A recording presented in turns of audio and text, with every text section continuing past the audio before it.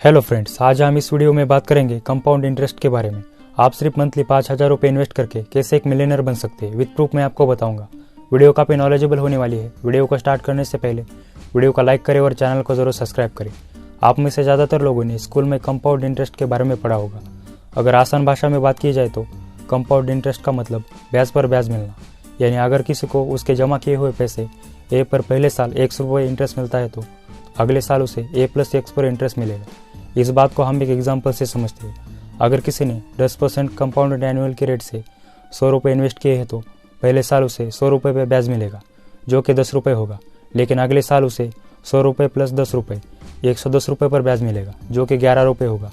यानी 2 साल के बाद 100 रुपये बढ़कर 121 रुपये हो जाएगा।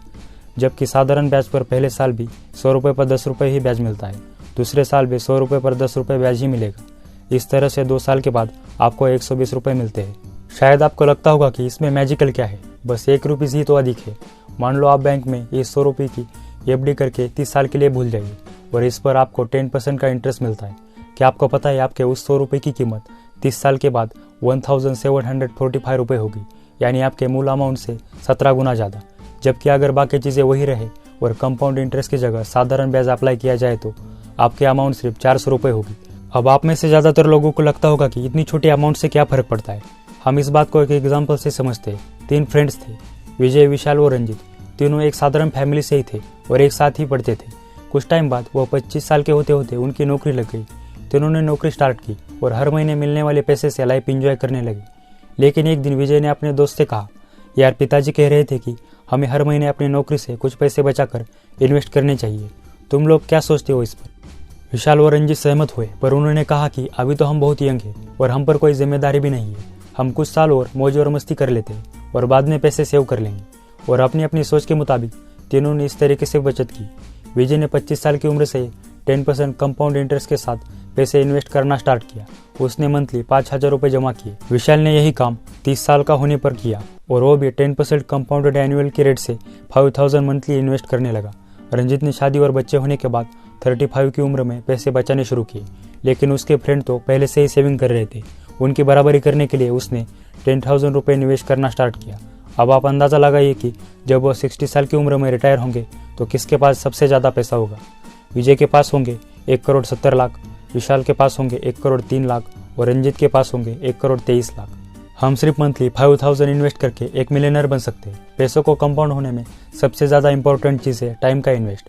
आपने अभी देखा कि विशाल ने सिर्फ 5 साल के बाद विजय की तरह 5,000 मंथली इन्वेस्ट की, लेकिन रिटायरमेंट के टाइम दोनों के अमाउंट में 67 लाख का डिफरेंस था। इससे हमें इतना समझ आता है कि पैसे को कंपाउंड होने में समय बहुत ही इंपॉर्टेंट है। हमने तो सिर्फ इस एग्जाम्पल में 10% इंटरेस्ट लिया था, जो कि हमें FD और बैंक से मिलता है। म्यूचुअल फंड एक ऐसी जगह है जहाँ से आप 10% से भी ज़्यादा ईयरली पैसा कमा सकते हैं। म्यूचुअल फंड एक इन्वेस्टमेंट फर्म से चलाया जाता है, जिसमें बहुत सारे एक्सपर्ट वर्क करते हैं। म्यूचुअल फंड एक इन्वेस्टमेंट व्हीकल होता है जो कई इन्वेस्टर से पैसा इकट्ठा करके उस पैसे का शेयर में और बॉन्ड में निवेश करता है। सही म्यूचुअल फंड में निवेश करके आप बहुत अच्छा रिटर्न कमा सकते हैं, लेकिन म्यूचुअल फंड से मिलने वाले रिटर्न मार्केट की परफॉर्मेंस पर डिपेंड करते हैं। साथ ही किसी फंड की पास्ट परफॉर्मेंस उसकी फ्यूचर परफॉर्मेंस की गारंटी नहीं देती।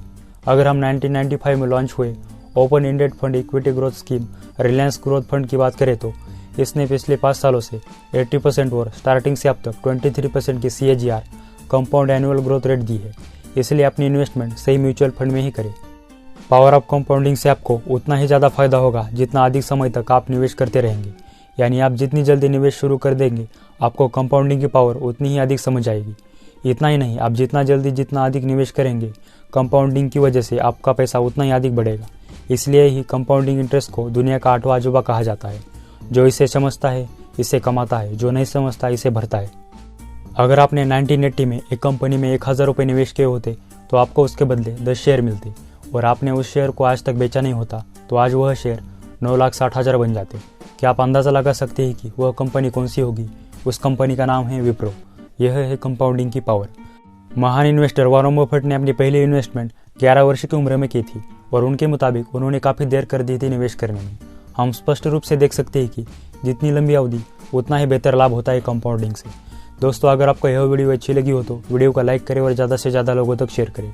और आप ऐसे ही नॉलेजेबल वीडियो को मिस नहीं करना चाहते तो चैनल को सब्सक्राइब करके बेल आइकन को जरूर दबाएं।